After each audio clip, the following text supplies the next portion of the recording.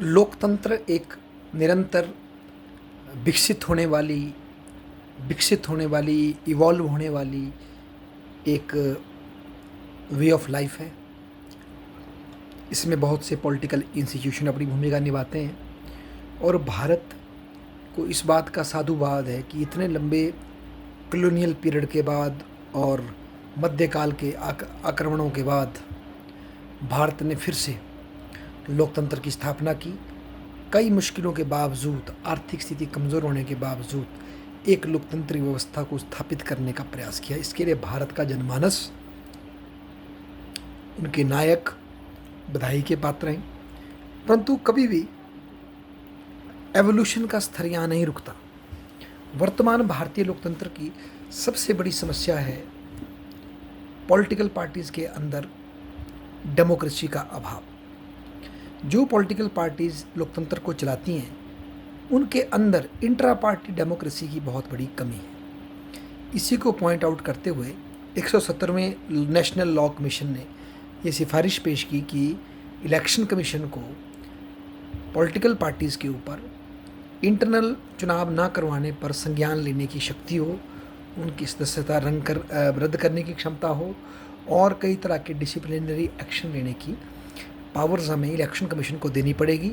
और इसके लिए हमें पीपल्स रिप्रेजेंटेशन एक्ट 1951 में संशोधन करने होंगे ताकि पॉलिटिकल पार्टीज़ की कार्यप्रणाली को और ज़्यादा डेमोक्रेटाइज किया जा सके। जब तक ऐसा नहीं होगा हम देखेंगे भारत की राजनीति में व्यक्ति पूजा, परिवार पूजा और राजनीति का अपराधीकरण, राजनीति का धनाढ्यकरण, इस तरह की समस्याएं बढ़ेंगी।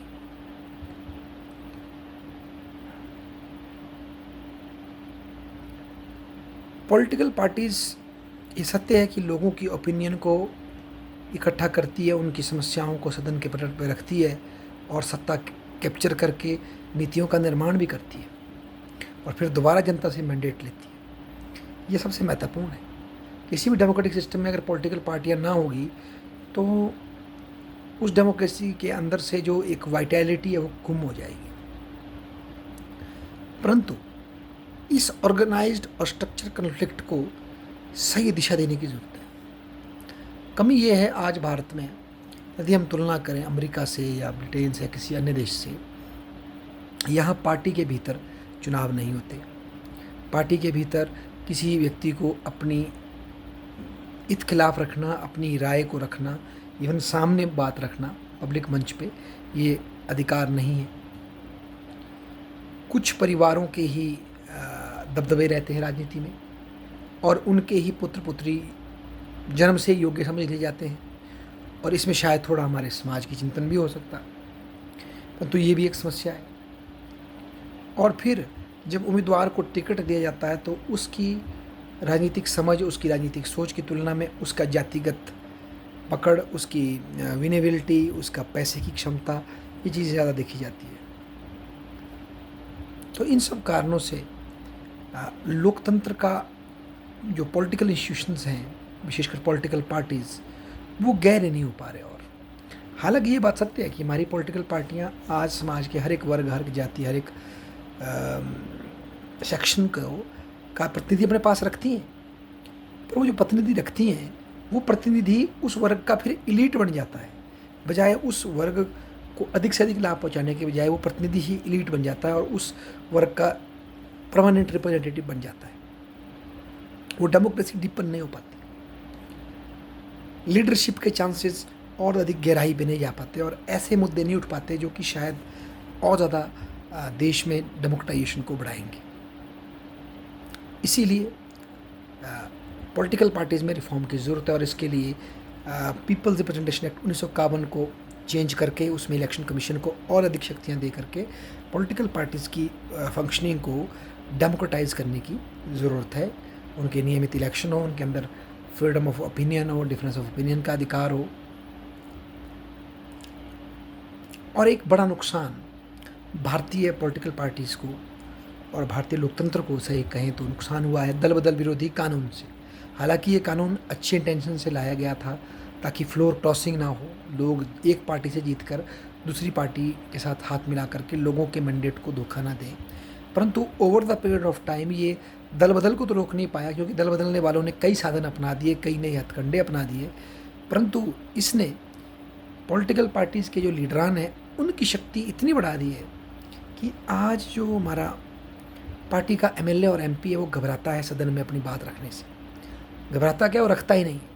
अगर उसकी बात पार्टी के ऑफिशियल स्टैंड से अलग है तो वो बात रख ही नहीं सकता। रखेगा तो उसके ऊपर पार्टी का डिसिप्लिनरी एक्शन होगा इस एक्ट के तहत, और वोट देगा तो फिर और स्ट्रिक्ट होगा, और उसकी सदस्यता 6 साल के लिए भी भंग हो सकती है। और ऐसे दौर में जब एमएलए का टिकट मिलना पार्टी की हाई कमान के हाथ में होता है, उसके बाद टिकट मिलने के बाद जीतने में कितनी जद्दोजहद करनी पड़ती, कितना पैसा लगाना पड़ता है, उतना सब जीतने के बाद अगर कोई अपने टिकट को कि अपनी सीट को केवल आत्मा की आवाज़ के लिए लात मारता है तो वैसे आदमी का तो पॉलिटिकल कैरियर काफ़ी हद तक ख़त्म हो जाता है।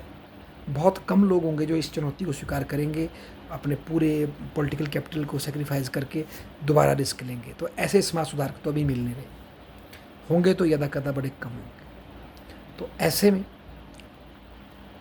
हमें यूके से सीखना चाहिए, हमें अमेरिका से सीखना चाहिए, जहाँ पर कि एमपीज़ को विशेषकर यूके से ज़्यादा सीखना चाहिए, क्योंकि यूके की व्यवस्था भी पार्लियामेंट्री फॉर्म ऑफ गवर्नमेंट है, जिसमें सदन में लोकसभा में मेजॉरिटी की ज़रूरत होती है, उनको भी हाउस ऑफ कॉमन्स में। तो वहाँ ये व्यवस्था है कि केवल अविश्वास प्रस्ताव में आप अपनी सरकार के खिलाफ वोट नहीं दे सकते, बाकी सब प्रस्तावों में आप अपनी सरकार के खिलाफ बोल भी सकते हैं, वोट भी दे सकते हैं विधायकों विषयों पर, विधेयकों पर। तो ऐसी व्यवस्था भारत में भी होनी चाहिए, ताकि जब कोई बिल सदन के पटल पर आता है तो उस पर हर एक एमपी कि वो बीजेपी है या कांग्रेस का है उस एंगल से सोचने के बजाय वैसे भी सोचे, साथ ही साथ एज ए उस अपने क्षेत्र के रिप्रेजेंटेटिव के रूप में सोच करके सच्ची ओपिनियन देने का प्रयास करे, और इसी से डिबेट का स्तर भी बढ़ेगा और बाई पार्टीशन मतलब दो अपोजिशन और सत्ता पक्ष के बीच में भी कई मामलों में कई विधायकों और एमएलओ के बीच में समझौता बनेगा, उनकी सहमति बनेगी, और वो सामने खड़े होंगे कि हम यहाँ अपनी सरकार से अपनी पार्टी से डिसएग्री करते हैं, हमें ये काम चाहिए। तो इससे हमारी डेमोक्रेसी की और ज़्यादा वाइटलिटी बढ़ जाएगी। यहाँ मैं जॉन स्टुअर्ट मिल की को कोट करना चाहूँगा।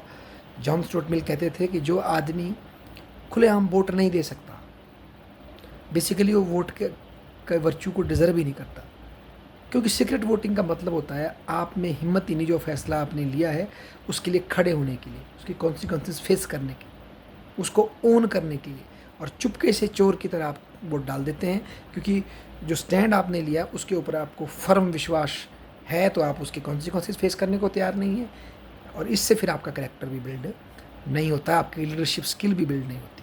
तो वही बात आज यहाँ लागू हो रही है, और वक्त आ गया है कि हम पॉलिटिकल पार्टीज़ के भीतर जो है इंट्रा पार्टी डेमोक्रेसी की स्थापना करें, वहाँ इलेक्शन की व्यवस्था करें, और इन सदनों में विधायकों को बोलने की आज़ादी दें, ताकि दिख सके कि किस विधायक का क्या विज़न है देश के लिए, किसी एक पार्टी से ना जुड़ करके बल्कि उस पार्टी से भी जुड़े पर पार्टी से ऊपर उठ के भी देश हित की बात कर सके।